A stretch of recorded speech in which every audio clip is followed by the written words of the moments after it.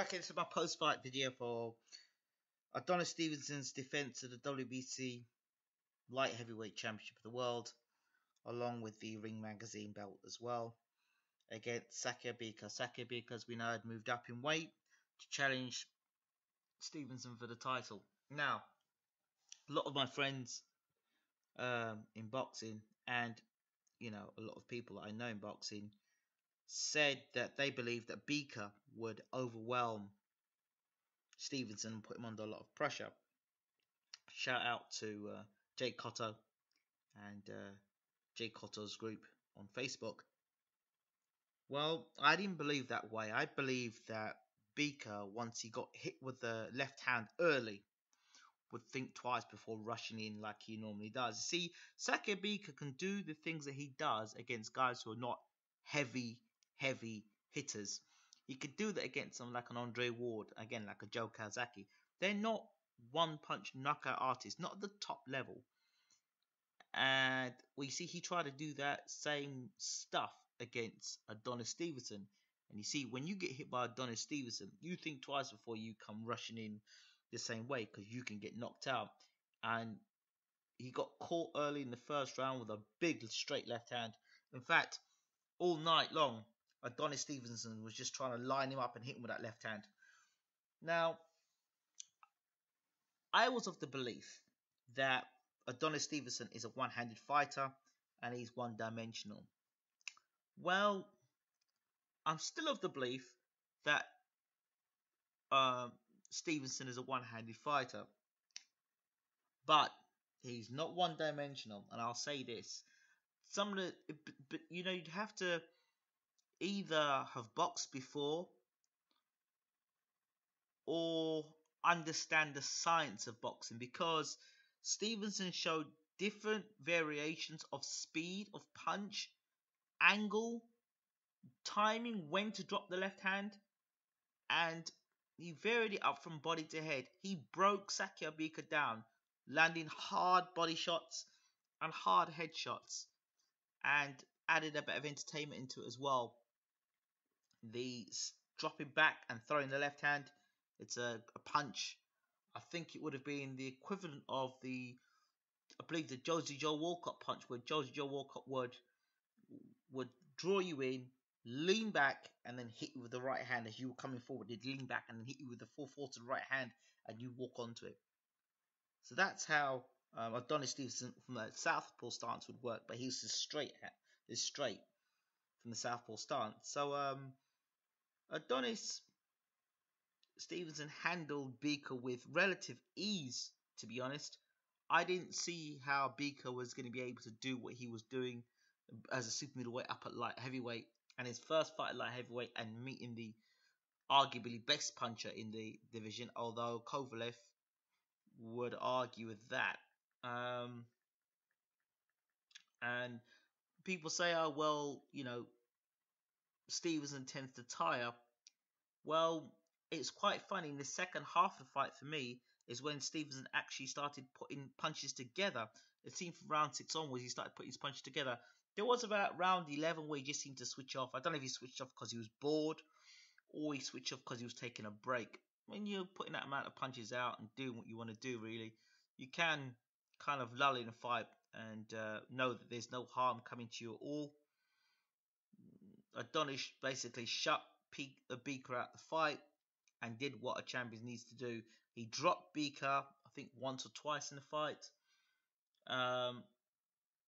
The thing is, when you're coming straight up from super middleweight up to light heavyweight, I believe Bika was able to see Adonis Stevenson's punches just maybe a second before they actually landed on Bika's chin. It's not the punch that you see that hurts you, it's the one that you don't see that hurts you. And the one that actually dropped him on his seat of his pants is the one where he didn't see coming, walked onto it, and it was a beautiful left hand. Now, so Bika did well, but you gotta ask yourself the question: how much did Bika have left? That's the question you ask yourself.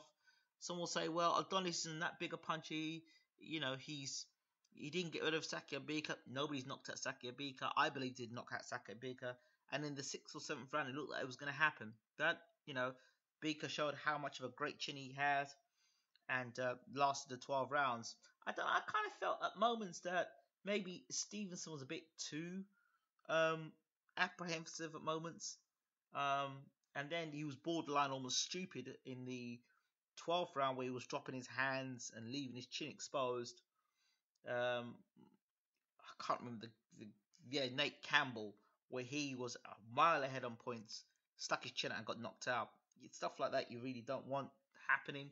Although it didn't happen with Stevenson, and he was just the shuffling of the feet and the a lot of showmanship there from Stevenson.